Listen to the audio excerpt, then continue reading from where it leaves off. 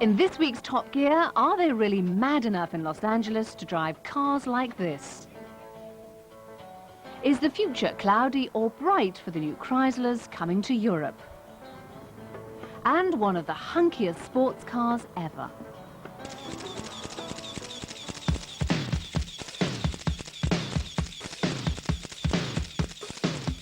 Oh, to be a model to earn loads of money and be loved by all. But for lasting appeal, looks aren't everything. Surely it's personality that counts. Maybe not, though, for Vauxhall's curvy new Tigra. Its photogenic catwalk style will probably make it more popular than the National Lottery, even if, heaven forbid, it drove like a bus. It's already been on Top Gear's motor show programme, and you may already have been down the Building Society to take out your life savings to place your order. But if you're still not quite sure about this little media darling, then there are a few details you might like to know. Number one, like all models, the Tigra has a best side. With lovely designs straight off the drawing board, it's from here and here. But venture around the back and it's a bit, well, podgy. Number two, although only different wheels and spotlights tell them apart, there are two Tigras, the hot 1.6 version, which costs £13,000, and the 1.4, which is a tempting £2,000 less.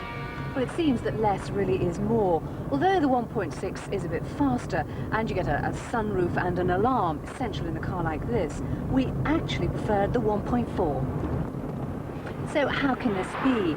Well, with 90 brake horsepower, it really is nearly as quick, but more importantly, it's lighter and more fun to drive. And you do get all the extras like the deadlocks, electric windows, driver's airbag and a security-conscious radio. All this and Group 8 insurance, which is 4 groups lower than the 1.6. With great build quality, all this adds up to a really good value package. I mean, you could niggle and say both are noisy on the motorway, but I must say, I rather like that sporty growl. Number three, you can only really fit 2 supermodels in your supermodel. There's just enough room for a 6-foot Naomi Campbell, but because the steering wheel doesn't adjust, it's not a very comfortable driving position. The seats aren't very comfortable and they're pretty thin too. Now, Vauxhall says that's to make getting in and out a lot easier, but I'm not so sure.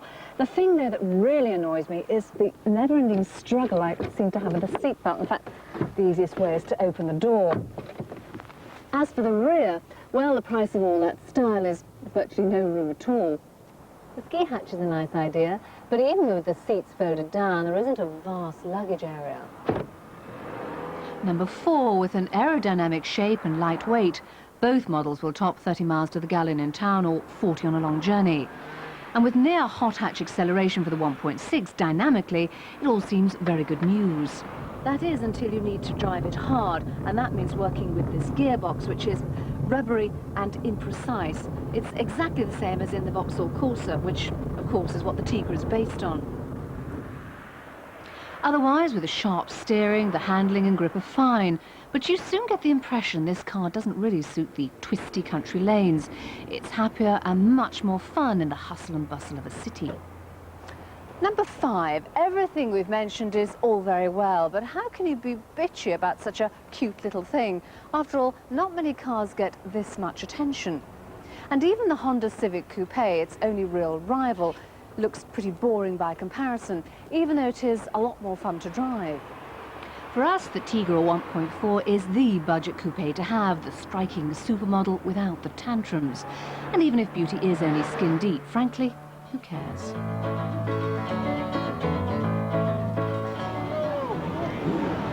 It's Saturday night on Hollywood Boulevard here in Los Angeles, and if you stand here long enough, well, you'll either get arrested, run over, or propositioned, and possibly all 3.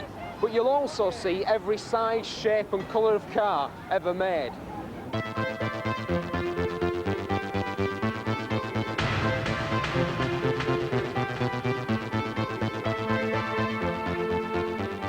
California isn't renowned for building cars, but it is famous as a melting pot of car culture. What they drive today, the world drives, well, maybe not tomorrow, but perhaps in a year or so. But there is one kind of car that will only ever make sense right here in Los Angeles. This is the East LA Car Show, an event with more bump and grind than anything on Sunset Boulevard and more gold plating than a Beverly Hills bathroom.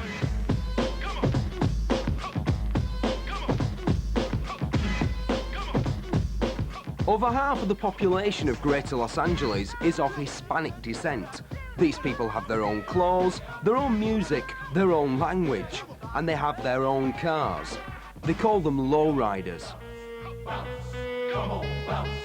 Where did this notion of lowering the cars come from? How did that happen? Oh, this came way back. I would say early 50s to late 50s. What they used to do then was take the springs out of the cars. And they cut the middle part out of the spring, wouldn't they? Or would they just No, they just remove the springs. Just remove them Just totally? remove the springs, yeah. What, and just run low tire pressure and... No, you get a smaller tire than what the car was equipped with. But they did remove the springs, and you know, you had a really terrible ride. Yeah. I mean, things have gotten better since then. So do you just cruise? Yes, we cruise. We get together. We go to the park. We chauffeur in weddings. A lot of times we chauffeur in weddings. The people in the wedding party dress up the style, zoot suit style in the 40s. The girls dress up in the dresses they had at that style. Sometimes the dances, they use the type of music, I guess you would say jitterbug style. And basically they just try to relive the culture from back in the 30s and the 40s. Come the 60s, low and slow just wasn't enough. The stakes have been raised, and if you wanted to be the best in the barrio, you better come with great plating, great painting, and wheels like you just wouldn't believe. What does it mean to be a lowrider? Well, to me it means a lot. You know, I've been lowriding since I was 16. You know, I started off with a bike, and I ended up with, you know, I moved up, graduated, as they say. I graduated, you know, to this kind of car. I always wanted one. This was my dream. But what really makes a lowrider is what's hidden. A trunk full of batteries and hydraulic rams that enable the cars to jump. When a few lowriders get together, guess what? They love to show off, and then you've really got something worth checking out.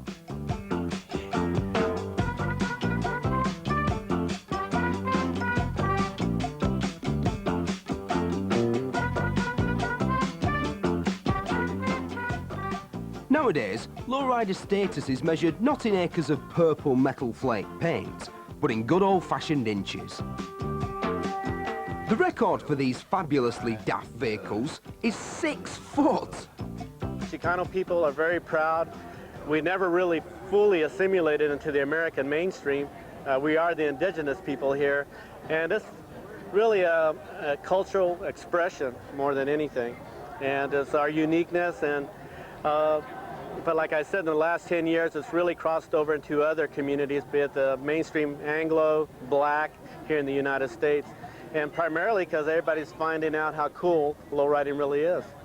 Most of the clubs out here, they don't pick by what race you are. Just pick what your attitude's like and what kind of condition your car's in. Well, your car's in good condition, but it's fairly standard looking, isn't it? Yes. But it's the hydraulics that really make this truck what it is. So are you going to demonstrate those for me? Yes, I could. Right, good. Remote control is the latest toy for the lowrider boys. Up and down, back and forth, side to side. What's it for? Who cares? It's like the ultimate in safe sex, isn't it? Wandering around the show, I couldn't help thinking that these rather ordinary lads do spend an extraordinary amount of money on their cars. I suppose they must just stay in all the time and save up. I was going to ask, but, well, you don't like to, do you?